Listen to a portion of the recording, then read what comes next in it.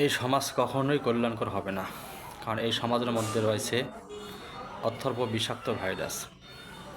এই সমাজে রয়েছে অবৈধ সন্তান, শিক্ষিত নামে সমাজে বিরাজমান এক সাহসী মানুষ। এই সমাজে রয়েছে ঘৃণা অপদার্থদের সান্ত্বনা এবং সম্মান। এই সমাজ কখনোই কল্যাণকর হবে না।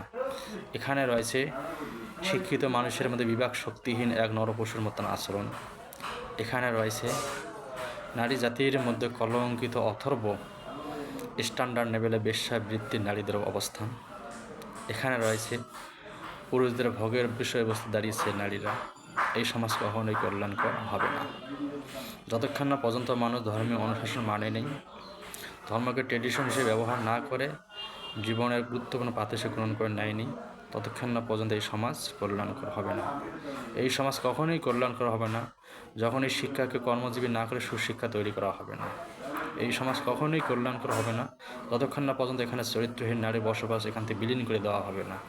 এই কল্যাণকর করতে হলেই কল্যাণের পথে ফিরে আসতেই হবে।